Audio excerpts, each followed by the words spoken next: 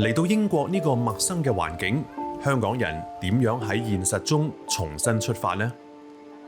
要喺一個即係都唔係話好熟悉嘅環境底下去啱啱起步係幾個困難嘅，所以辛苦中係啦。圍爐啊，圍住咗喺一個爐裏邊咁樣，你就睇唔到出邊嘅世界咁樣。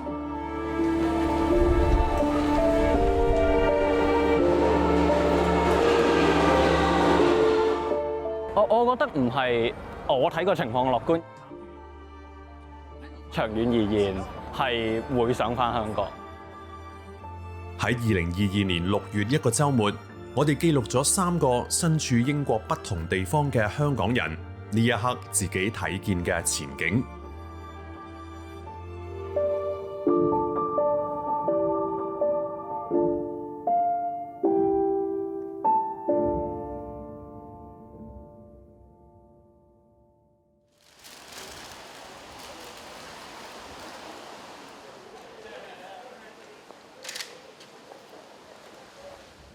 曼城嘅南面係香港人熱門聚居地區。2021年初嚟到嘅 Jeffrey 喺呢度開咗一間西式餅店。呢一日係星期六，一對仔女都落埋鋪頭幫手。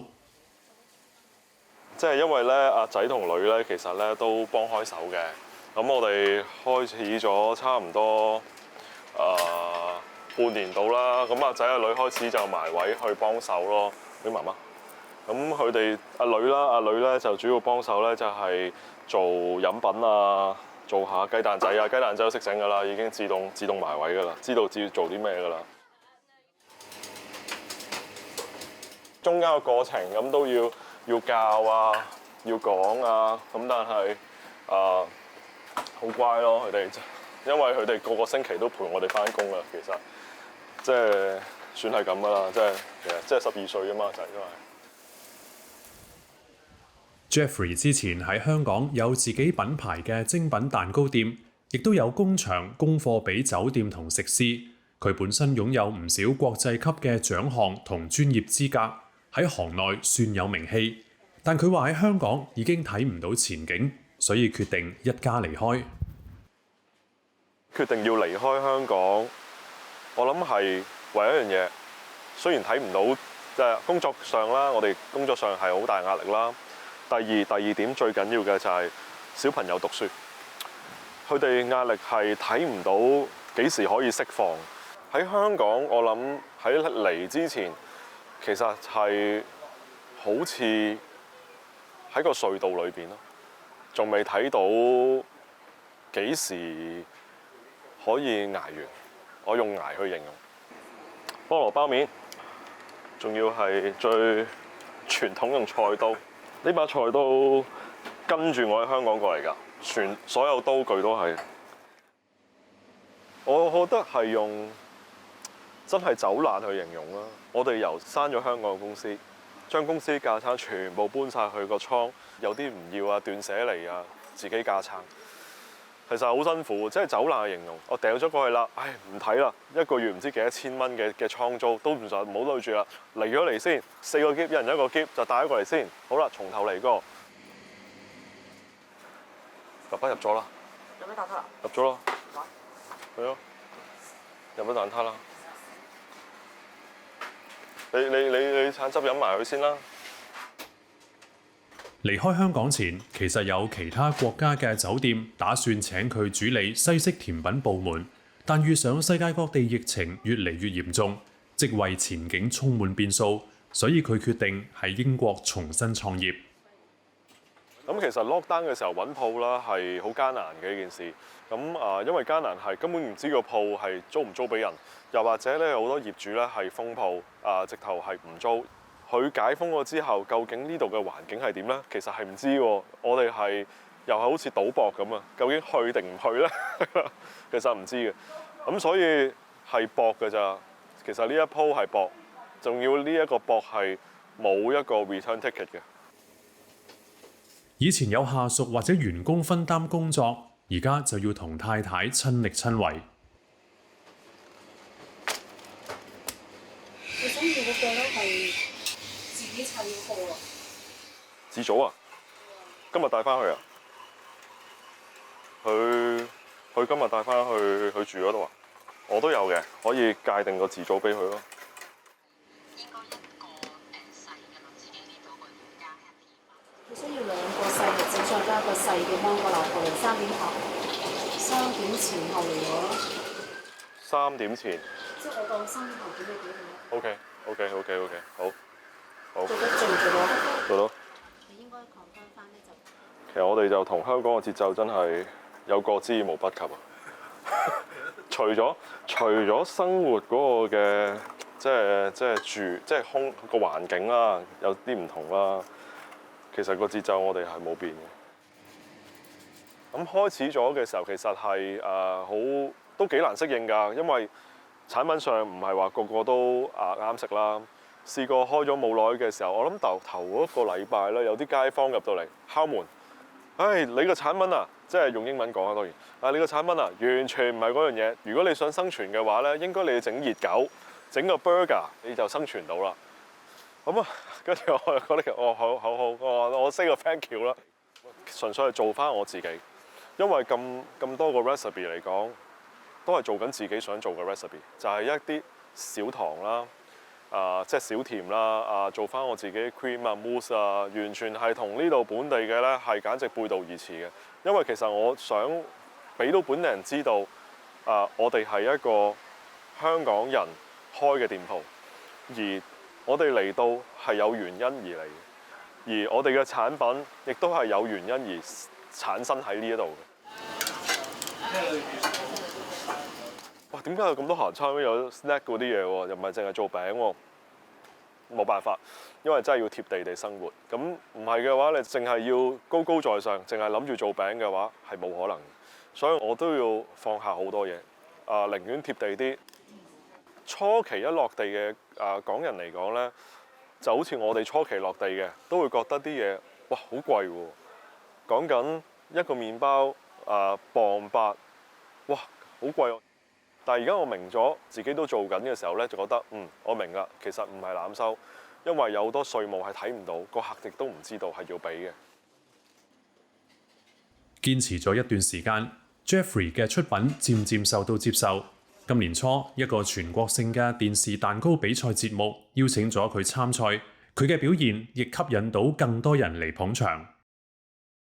We were very sorry to see you had to withdraw from the Bake Off. Unfortunately, yes. Yeah. Yes. Thank you for the support. Yeah, very good little bit. The mango layer cakes, that is also the same recipe as Yes, well. we noticed, because we had the vanilla one, because I'm not really big with fruit. So we tried the vanilla one, I love vanilla. And coming soon, definitely I will make the black olive with chocolate. Yes, that's I tried all the chocolate. Again, not a big fan of olive, but I was like, with chocolate, it might. Yeah. It sounds like it would work. Yes, you will love it, definitely. 年幾之後 ，Jeffrey 總算打穩咗陣腳，而家英國各地都有客人訂佢嘅出品。哇！呢個真係癲啊，最遠啊，12個鐘頭揸車，簡直係我最遠我試過一次，我係11點鐘要出車，做完個訂單，做咗麵包蛋糕一堆嘢，我都唔記得咗啲咩啦，有生蠔一堆嘢啦，跟住再駁翻屋企。哇！嗰度係我估唔到，我初期計嘅時間應該冇咁長嘅。翻到屋企2點啊凌晨，因為要揾啲司機去送咁遠咧，好貴嘅。一轉就咁一停咧，我唔計多1點啦，都起碼150磅最少。咁去多1點又俾多50至100磅，你計唔到條數咁就係。咁所以咪自己送咯。你話仲係工作嘅辛苦係嘅，仍然喺呢一條路裏邊係嘅，但係好似見到有個光點，雖然有好多石擁住咗，但係有幾點光點，我哋會有個諗到點樣嘅方法，點樣去行咯。過程係辛苦嘅，可能會棘下或者摸住嚟行，但係起碼我知道嗰度係個出路嚟嘅。其實咧，阿仔同女咧就明白咗我哋咯。更加明白，就覺得爸爸媽媽揾錢係好辛苦嘅，而有陣時出去買嘢嘅時候都話望下好似阿女咁樣傻更更咁。佢可能望到呢樣嘢，摸下摸下，都係算啦。我都唔買啦，都係嗰都有啦。但係相對而家嘅話，就更加貼身地知道就係話嗰個過程，哇！原來係咁樣嘅，嚇到阿仔就嚟，即係大個都唔敢做啊！即係阿仔都同我講：爸爸我大個我唔做你呢樣嘢啊！我驚咗佢。每個嚟英國嘅香港人擁有嘅條件同處境都唔同，但係都可能面對事業要從頭嚟過嘅現實。Jeffrey 話：最緊要做好心理準備。其實我覺得最緊要係要首先唔好怕辛苦，唔好諗住嚟到呢一度係一個 Wonderland， 唔好以為呢一度係一個哇真係好舒服。只要你唔怕辛苦嘅，總會揾到轉機，亦都會揾到出路。同埋真係要肯做肯捱得㗎啦。其實呢一個亦都係正正我哋香港人嘅精神嚟嘅。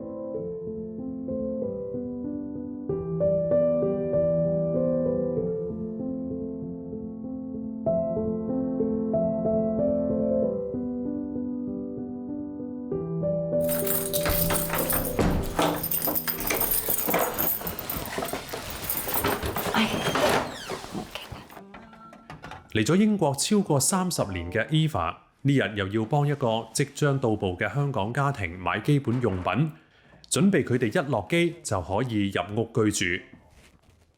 通常都冇家私咁，我就訂咗床褥啦，訂定啲床褥啊，基本家私咁，起碼佢哋嚟即刻有得用咯。Eva 本身係做廚師，過去2年因為好多準備由香港嚟嘅親戚朋友揾佢幫手揾屋，佢就索性轉行做地產經紀，接觸過唔少嚟英國嘅香港人。佢哋就會有好多疑問咯，原來英國係用呢啲嘅，或者點解英國冇呢啲啊咁樣咯？可能香港用慣嗰啲，佢哋又冇咯。係要慢慢適應咯，咁但係最主要就係話你個人肯適應咧就冇問題。你個心想適應咯。香港人適應能力好強，好多都好快咁適應。當然有啲適應唔到啦，譬如冇車唔方便嗰種啦，香港慣咗有姐姐嗰啲啦，突然之間嚟到英國，自己又要洗廁所，又要煮飯，又要湊仔，咁由細到大喺香港都唔使做呢啲噶嘛，咁佢哋就會好辛苦啊！一日3餐又要搞小朋友，又要做家務，又唔使返工啦，突然之間咁，所以尤其是一家人可能突然之間相處咗個時間長咗，因為大家都唔使返工，咁會容易有拗撬咯。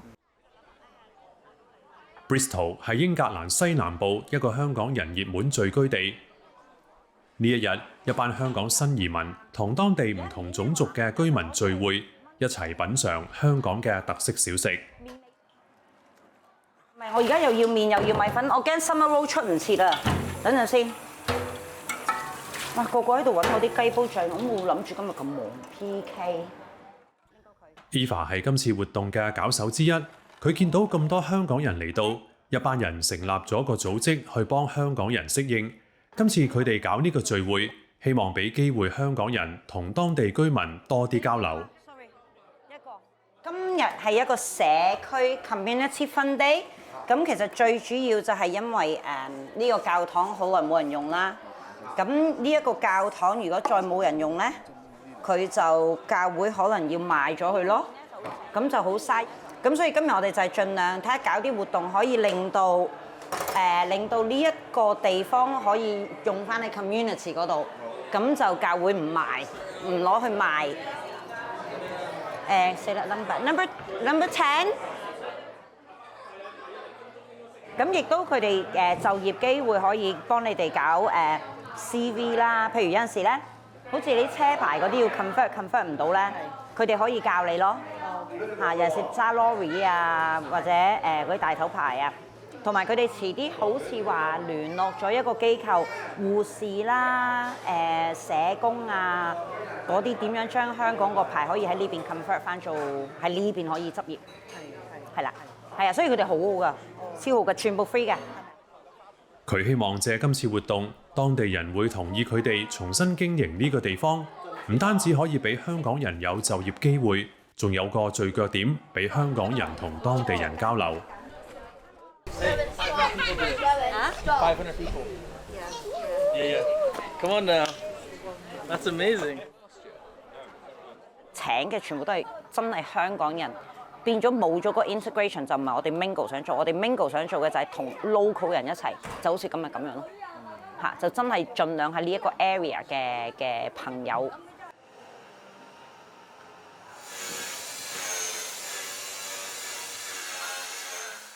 喺香港出世嘅 Eva 10歲已經嚟咗英國，香港對於佢嚟講其實係一個遙遠嘅印象。嗰陣時喺香港就咁有一個暑假，咁我媽咪就翻咗嚟香港揾我啦，咁跟住佢就話送個Walkman 俾你啊，買餅陳百強俾你聽咁話，梗係好啦，嗰陣時好中意陳百強啊，個個都。咁跟住原來嗰個 Walkman 同陳百強嗰餅帶就係我哋上飛機聽，咁就俾人呃咗上飛機。我成日都話俾人呃上飛機㗎嗰陣時，但係嗰陣時你冇得 say no 㗎嘛，媽咪話去邊就去邊㗎啦嚇。咁唔知咁坐咗飛機10幾個鐘咁樣，其實都唔知咩叫10幾個鐘啦，咪就係坐好耐，聽咗好多次，聽到冇晒電心啊嘛，冇晒電心啊咁樣咯，咁就原來嚟咗英國，呢笪地方就叫英國啦。No. Yeah, I mean, it's a pint of beer. Oh. Pig's ear is a pint of beer. Do you know what threatening bits is? 喺外國嚟講咧，啲人一見到你個亞洲面孔就會好中意問你 Are you Chinese？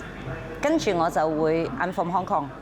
唔知點解我係由細到大我都好堅定要話俾人聽，我係 from Hong Kong not from China。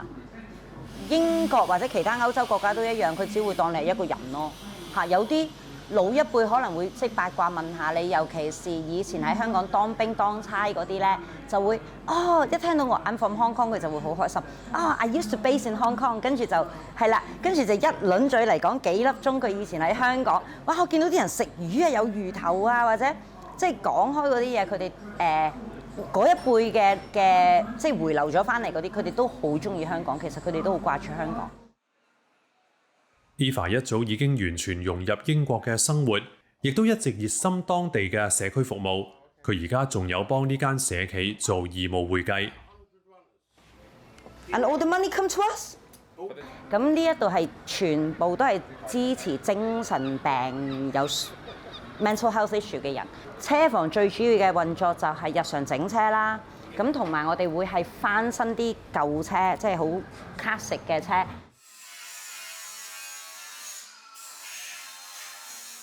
知道香港回歸嘅時候，感覺就係咦，我原本都係唔中唔英，即係兩邊都係我屋企喎，但係而家好似如果回歸咗，我就好似冇咗一個屋企咁樣嘅，係有少少呢個感覺。咁直至到即係呢幾年開始咁多事咧，就更加覺得我真係好唔抵咯，因為香港係真係一個好靚嘅地方，好 international。咁見到香港，即係有啲嘢你冇得呃㗎啦 ，live video 啊，睇住啲小朋友俾人打嗰啲，你真係冇得做出嚟㗎嘛，呢啲係真㗎嘛。咁真係想做翻啲嘢幫佢哋，因為真係佢哋為香港都出咗好多力。咁當然我人唔喺香港，咁我做唔到香港嗰邊啲嘢，就喺呢邊睇下可以點樣做到幾多做幾多咯。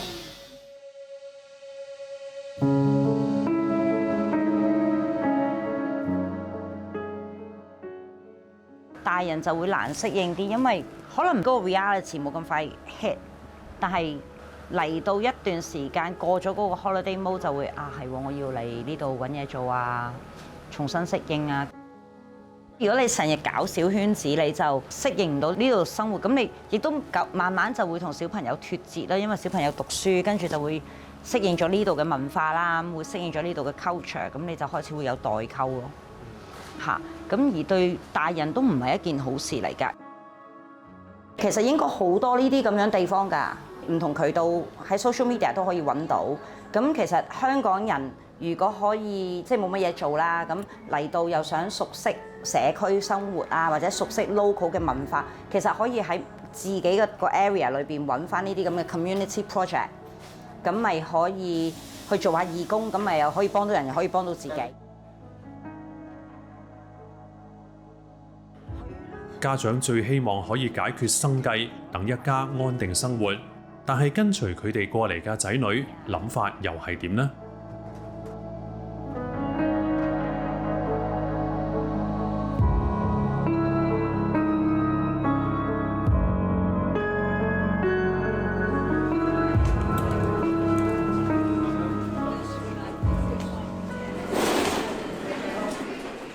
即係正常嘅中學生係唔會去特登去了解支聯會係點樣成立咩事，即係佢哋會知道六四發生咗咩事，都會知道六四係一個唔係好講得嘅 topic 嚟嘅喺今日。但係好 detail 去講到你知唔知道新北京嗰張相企鵝嗰個咧？或者知唔知道邊個係司徒華甚至周幸彤其實都未必知道，因為普通中學生唔會跟新聞跟得咁貼咯。2019年嘅時候，Ian仲係香港嘅中學生，一直都關心政治嘅佢，目睹2021年香港局勢急劇變化，決定嚟英國讀大學，選擇主修政治。見到就係1月6號大搜捕之後，一代嘅政治精英係入咗去坐咯，而於是成個香港人嘅嗰個 momentum 係停咗嘅叫做，跟住之後係2月嘅228啦。2月尾嘅中大學生會啦之類，所以係我會認同當刻係將個氣氛炒得好熱，令到個社會投放咗好多能量入去。咁投放完能量入去，然後一下子冇咗，係好大嘅衝擊。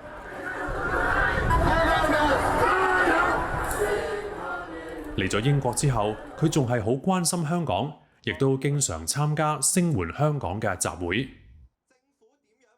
我哋係代替唔到喺香港嘅人出聲嘅，喺海外搞10個集會，個意義都未必可以夠喺香港搞嘅集會個意義咁強。但係，我依然相信企出嚟係有佢嘅意義嘅。就係頭先我講話嚟咗海外嘅人一個互相 empowerment 嘅過程啦。而呢個 empowerment 嘅過程係對於離開咗即係海外港人，維係海外港人呢個身份好重要嘅。就係我哋依然見到我哋側邊有好多同我哋 situation 係相似嘅人，而喺呢個情況底下，大家會更加可以對海外港人呢個身份有啲歸屬感啊！咁係凝聚緊海外港人社群，而 in the long term 呢件事係會對於 contribute 翻去香港嘅民主運動係有益嘅，我相信。都見到好多家庭係一家大細咁嚟，其實嚟嘅家庭都好着重，好唔希望佢嘅仔女會赤化咯，亦都會好希望佢嘅仔女可以記住呢段歷史啊。Ian嘅父母後嚟經 BNO 簽證計劃帶埋佢妹妹嚟咗英國，全家已經可以長期留喺呢度。佢明白唔少家長都係為咗仔女放低香港嘅一切。但佢話喺英國認識嘅唔少年輕港人，仍然好想返香港。我會形容自己係一個 expat 啦，我嚟呢度讀書，我嚟做嘢，但係我嘅身份認同入邊係冇英國嘅，即係我好抗拒一個説法，就係香港已死，傳媒已死，乜乜已死。呢個對於依然堅持緊嘅人嚟講係好唔公平㗎嘛，即係我哋一句香港傳媒已死，咁對於重新搞過個法庭線嘅記者嚟講，其實係一盆冷水倒落去嘅喎。調翻轉，我會鼓勵大家就係我哋堅持，我哋支持佢哋。即係公民社會係受打壓，但係依然有人堅持緊，所以係仲有空間，而呢個空間係需要有人去填補嘅。即係無論係做嘢啊，定係我個人嘅歸屬感，即係身份認同，我都會係想住喺香港呢個城市啊。